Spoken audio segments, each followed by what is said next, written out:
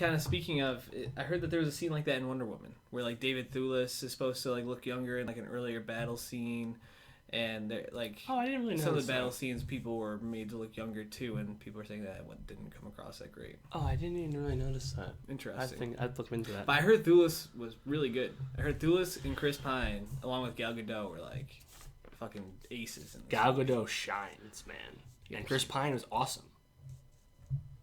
Wonder Woman. Really fun. But before we even get into the movie itself, you have to acknowledge the success it's having. Yeah, it's the third highest earning at the box office this year.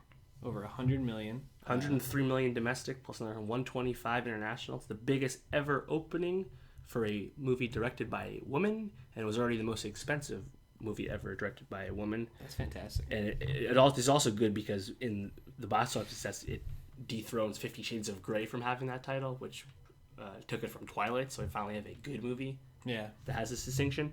Also of note, 52% of the audience were women. Usually superhero movies are over 60% male. That's really cool. So that's great. It's really cool that this... 93% on RT, Rotten Tomatoes, on 258 reviews. So 93% positive with all the reviews in. I mean, first of all... It's a smash. Just getting this out of the way, DC, we've already said, needed this win. Yep. And luckily they got it. But it's also really just a great storyline about how the major universes out there, Star Wars, DC Universe, Marvel still struggles with this, but have strong female leads that are able to draw the female audience in. Because, I mean, what female have watched Star Wars before? Now they have Rey, which is going to they also had Leia the whole time. True. She's a co-lead. I guess that's true, but I felt like Leia did kind of get relegated to that, like, She's still a princess that started out by needing to be saved. Exactly. And now Rey is like, yo, I'm the fucking boss. She's like and the Last Jedi. And Jin and Rogue One, same thing. Exactly. So that's really cool. Seeing this movie, what were your expectations going in, and what kind of like what was on and what was off about that? Solid origin story, I think, was all it needed to be, because this is a period piece. It takes place during World War I time. So just kind of had to bring intrigue and make you care about Wonder Woman, since she had her brief, appearance at the end of BVS, but there wasn't much to that besides her just kicking ass. Yeah, exactly. But the great thing was Gal Gadot was absolutely superb as an actress. Not only does she look like Wonder Woman. Where'd she come from? She was in Fast and Furious. Oh, really? She's an Israeli. I think she did modeling in some small roles, and then fast put her on the map. She's a boss. Yeah. And yeah, she just shined. Really good mannerisms. Really played the character excellently. And Chris Pine, kind of playing the straight man / love interest, also is awesome. I think you see that on The Ringer. People talk War about of the Chris's. The Chris Wars. Chris Evans, Hemsworth, Pratt, and Pine. Mm-hmm. Pine not being a superhero in this, but being the love interest, and then of course being Kirk.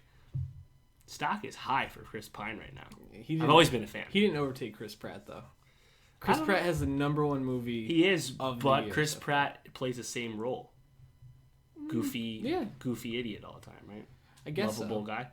I guess so, but wasn't in Passengers, wasn't he kind of like a cunning idiot in that? Yeah. Somewhat. I mean, was there anything cunning about Passengers, I guess, in retrospect? No, don't talk shit about Passengers. It's hate it on way too much. Coming back to Wonder Woman. Lighter tone for DC movie. Much needed. Thank God. Yeah. And it didn't need to use stupid jokes like "this bird is cooked," right. Or what was the other? I can't remember what the other. Whatever stupid shit Jesse Eisenberg said. Oh God. Yeah. It was also pretty well paced, and at the end it has some stereotypical superhero movie things, but you're okay with it because the rest of the movie was so refreshing. Mm-hmm. So this is also great because it establishes a viable sub-franchise for DC, of which Suicide Squad and BVS and Man of Steel hadn't really done. There's still so much polarization about the Superman character. Right. And they're probably going to make another Suicide Squad, but again, these movies underperformed despite making a lot of money and still were critically panned. So this is great for everyone involved, and hopefully it helps show that female directors isn't a stigma that needs to be had, Right. I mean, there were initially some female directors attached to superhero movies. They dropped off, like Ava DuVernay and Black Panther, and Captain Marvel will be directed by a woman coming out in 2 years, but nevertheless, stellar success. It's really exciting.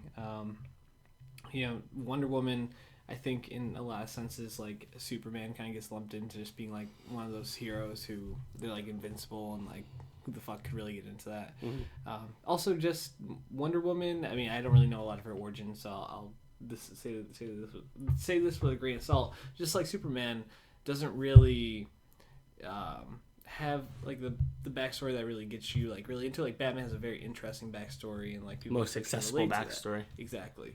So to have this be a huge success and for it to be a female lead who can then step into this universe that's struggling to really get off the ground and be like, okay, I can carry you. I think that's a really, really good sign for DC. They needed that. Let's hope Justice League, which is also Zack Snyder, right in the fall. Really interesting that so far DC's breakout stars have pretty much been Harley Quinn and Gal Gadot. Yep. And Wonder Woman. So very, it's interesting to see the way that both of them are going. Anyways, any last thoughts on any of these movies, Dave? David Thewlis coming back in the public eye. Yeah, interesting. Lupin, man.